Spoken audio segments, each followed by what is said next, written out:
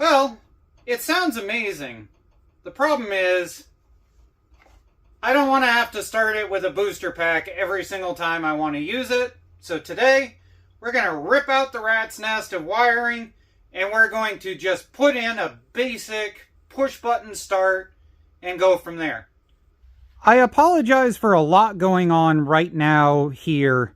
We've got tires we're going to be swapping on. We've got 26-inch tires in the back that we ended up with from a friend that we're going to be throwing on here. These are just no-name, whatever type 26-inch blahs. I needed to make sure they would clear. The other thing going on here is that we want a gas tank that is easy to get to and easy to pop off and drain when this machine is sitting, because ethanol. The other thing is this machine's going to sit a lot, so therefore I want the battery in an easily removable, easy to swap location. So on John's rig and now on this rig for Jesse on my ice racer, I have the battery relocated to here in order to help with traction, but it also helps with the fact that I can easily get to it, disconnect it, pop it out, throw it in another rig, or whatever else is necessary. What I think I'm going to do is do like I did on John's rig and make an extension that comes out and around here and put a tow hitch right here in the center. I've got the old chopped off rear of a Murray, I believe, and we'll probably just plate that right here. Well, this video escalated from a make do with the wiring you have to a make your own wiring harness video. There's at least 3, maybe 4 generations worth of making it work wiring stuff that's been done here. So we're just going to totally cut it all out and start from scratch as if the engine didn't have anything connected to it. We've got all the startup wiring done, so we're going to go over that in this section. Then we're going to discuss how to kill the engine, because you have to modify your toggle switch for being able to kill it. The first part of this start assembly is this. This is a carburetor solenoid. When you hit it with positive voltage, this comes in and it allows gas to go by. When you stop providing voltage, this goes out and it shuts the carb off. On one of these, normally, it goes right here. Now, this carburetor I bought specifically because it is pre-deleted.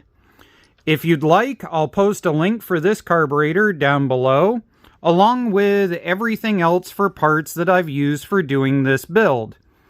Now, one thing I will point out is the reason why you're going to want my links is because if you buy this at your auto parts store, they will charge you the cost of buying 3 of them on Amazon through my link.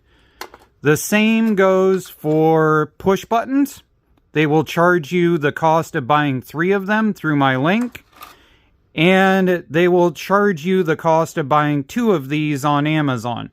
So please use the links, save yourself money, and be able to do 3 of these machines at the cost of just doing 1 at AutoZone.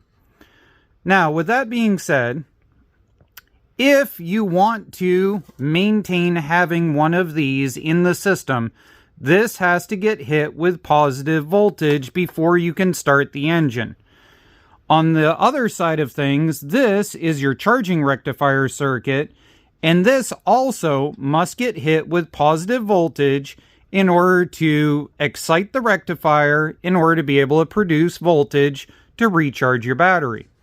So, up here, we've got a toggle switch. This toggle switch is connected to this wire, and the other side of that toggle switch is connected to this wire. This wire is coming back through and goes to this side of our starter solenoid. This side of our starter solenoid goes all the way back through the frame and to our battery. This other side of the solenoid right here goes down under the engine into the starter. This right here is our 12 volts input from our push button. So on one side of the push button, we have the orange wire, which goes to this terminal. And we have the red wire that is looping around and going to this. So when we have the battery connected and we push this, it sends 12 volts.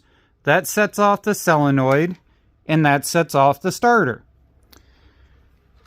That is our starting circuit. Now, we need to take this, and we need to modify it to be able to use as a kill toggle for a magneto setup. Now, the way that a kill works on these is that you send this right here, you connect this to ground. So if I take the other end of this while it is running from there to here, and I touch it and I ground it to the engine, I'm going to kill it. So if between here and here, we put a toggle switch that in the run position is open and in the kill position is closed, we have a kill tether. Now, this is opposite of what we need when you set it up stock. So as you can see, it's got a little keyway right there.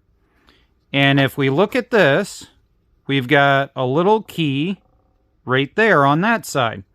You file that down, and then you flip it so the key is opposite. And now we have a kill switch that works correctly for our engine.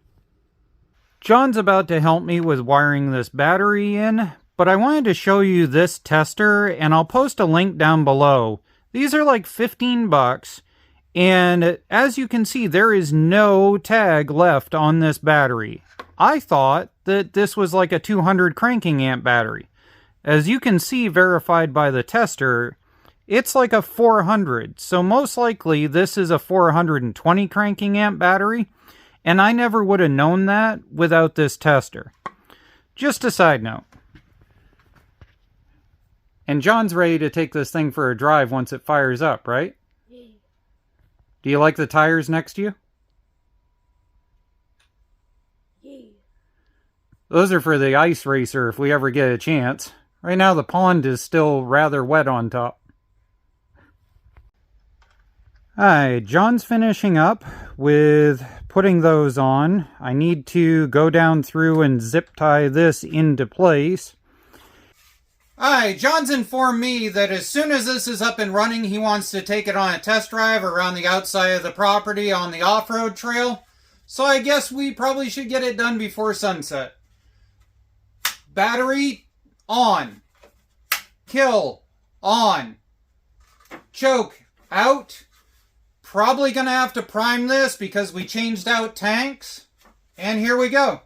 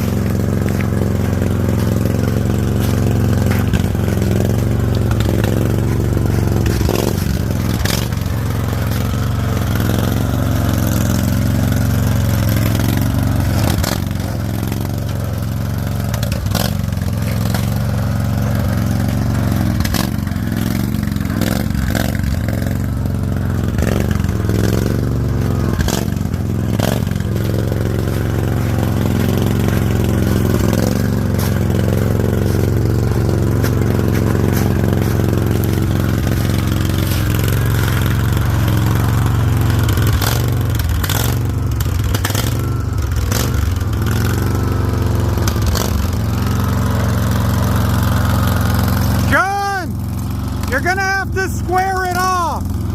Back it down into there and then hit it straight.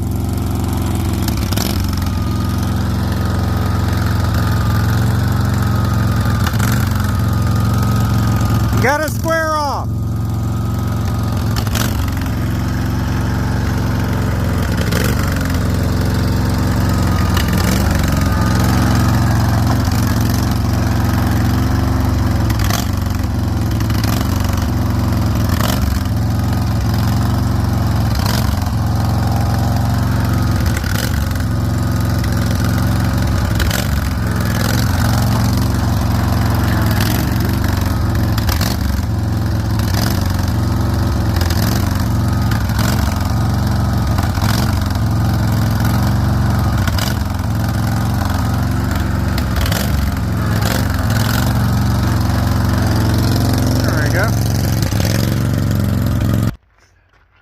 Alright, so as you can see, these no-name brand tires, they literally have no brand name on them. They are really, really hard rubber tires. In a mud run going straight ahead, they would be absolutely perfectly fine. But the moment you have to contort to any kind of terrain, they are worthless, as we just showed. I put them on there because there is a good chance we are just going to stud them in order to be able to plow the driveway with them later on. And then I can zip the studs right back out and use them for test driving other vehicles later. I've got another set of rims. We will be getting way better tires for Jessie by the time she's riding around on the trail, hopefully. Otherwise than that, John, what do you think of this rig? Nice exhaust. Nice exhaust. On that note, I'll put a link or a description thingy for the nice exhaust that's on it. Have a good day.